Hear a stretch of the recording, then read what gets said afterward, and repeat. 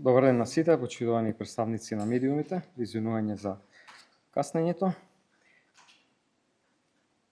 Целта на денешната пресконференција е да ја пренесам загриженоста на многу луѓе кои се јавија минатите денови. Очигледно исплашени и многу загрижени од изјавата на премиерот, а тоа е дека многу луѓе ќе бидат разочарани од тоа што ќе донесе вториот пензиски столб. Тој дури изјави дека му било и жал што воопшто столбот бил воведен. Мицкоски у 24 година рече дека пензискиот систем е стабилен и дека дупката во фондот за пензиско осигурување ќе постои се дека вториот столб не почне посилно да исплаќа пензии. А сега кажува дека не знае што ќе донесат резултатите од уплатите во вториот пензиски столб. Граѓаните кои што ги уплаќаат парите таму сега се во една голема неизвестност и се поставува прашањето дали премиерот има намера преку државните механизми да интервенира во тој буџет во кој што луѓето си уплаќаат за да имаат доволно пари за деновите годините во пензија и на тој начин да го оштети. Значи, луѓето се исплашени дали воопшто сега ќе ги добијат тие пари назад и што точно се крие зад изјавата на премиерот. И тоа е едноставно уште еден многу тежок удар врз граѓаните. Дали воопшто оваа власт и премиерот се грижат за оваа категорија на граѓани и дали ќе си дозволат да им ја одземат надежта на луѓето дека ќе имаат мирни пензионерски години. Сите овие политики, лажни ветувања, префрлање на товарот врз обичниот граѓанин е единствено штета која што се нанесува врз стотици илјади пензионери. Меѓутоа, ова е само еден сегмент во вкупните финансиски текови во државата. И покрај тоа што беа ветувани огромни инвестиции, зголемување на стандардот на граѓаните, нема ништо од тоа. Зголемување на вкупниот долг од 2,5 милиарди евра, сега една голема лага дека дефицитот се зголемува заради капиталните инвестиции, што не е вистина.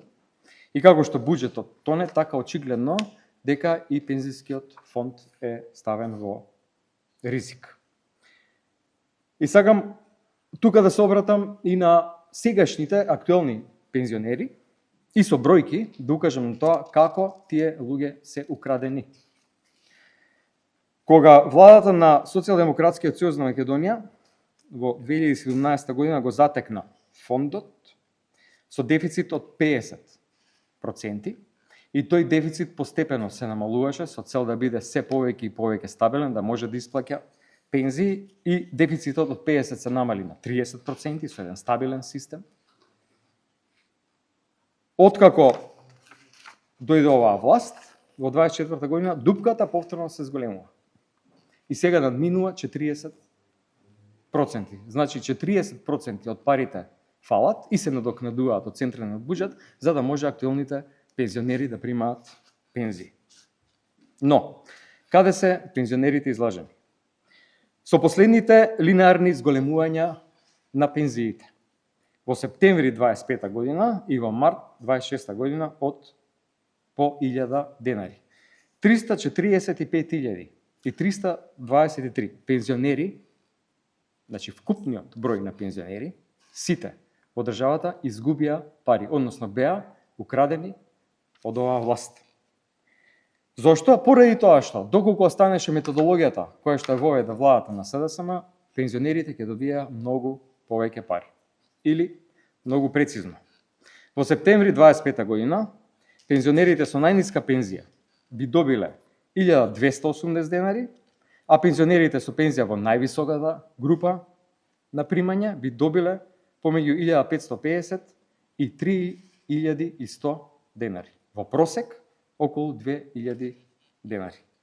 Во март 26-та, повторно линарно зголемување од 1000 денари во сите категории, сите тогаш 347.296 пензионери повторно изгубиле пари, односно биле украдени од оваа власт. Доколку останеше методологијата, тогаш во последното зголемување, пензионерите би добиле помеѓу 1500 и 1800 денари. И сега луѓето кои што се уплашени за сопствена тиднина, меѓутоа и актуелните пензионери со право прашуваат зошто некој им ги крати парите кои ги уплаќале за време на својот работен век. Затоа што не уплаќале сите еднаква сума на придонеси. Зошто на луѓето кои што плаќале повеќе им е скратено правото да добијат повеќе пари преку пензиите. Но не само тие, едноставно и луѓето со најниски примања, пензионерите со најниски пензии се скратени, односно парите им се украдени. Значи луѓето кои цел живот работеле, граделе, придонесувале за оваа држава и кои што сега заслужуваат и почит и достоинствена пензија, достоинствен живот, едноставно се соочени со лаги и со помалку пари. Но им порачувам и на нив и на сите граѓани да не губите надежда. Затоа што Македонија може да биде држава и со стабилен систем, и со стабилни финансии, и со сигурни пензии, и со сигурни плати, и со сигурен раст на пензиите, и со сигурен раст на платите, и држава во која парите се трошат повторно одговорно, а не за партиските тендери. И тоа е нашата визија, тоа е визијата на фронтот за вистина и правда. Затоа што се бориме власта да ја вратиме во раците на граѓаните. Ви благодарам. Било која одлука со која што се зголемува стандардот, примањата на било која категорија на наши граѓани, ние поддржуваме. Ама тоа треба да биде во систем. Треба да биде согласно закони, треба да биде согласно зајакнување на системот, не луѓе од различни категории, од различни институции, тоа да го бараат и да ја молат владата, тоа е да им го дозволи. Затоа што луѓето не работат од милостина или за милостина, туку поради тоа што си ги заслужуваат своите пари, си ги заслужуваат своите плати. Има закон за плати на судии. И треба да се донесе, треба да се почитува тој закон. Сите тие закони се во пакетот на реформската агенда. Владата ништо не направи по тоа прашање. Еве видовме. Луѓето не само што заслужуваат, туку треба да биде тоа континуиран систем во кој што платите ќе растат. И ние и нашите влади тоа го покажавме дека може. Дури во време соочени со многу поголеми кризи. Од тоа што сега еве беше, па помина. Да ја потсетам на ковид кризата, на енергетската криза, после тоа со почетокот на војната во Украина. Во континуитет растеа платите. За над 80% се зголемија платите на наставниците. За над 100% у првите 2 години од мандатот. Вкупната сума што ја примаат докторите. Социјалната помош порасна за 300%. Еве сега владата нека ги зголеми платите во образованието, во здравството, нека ги зголеми за 40%. Еве за 40% нека ги зголеми. Еве нека зголеми социјалната помош не за 300, еве за 100%. Немаат пари. Парите се украдени, отидени со партиски тендери. Нека стигнат предлозите, ќе дебатираме за се. Меѓутоа, ова е нашиот концепт.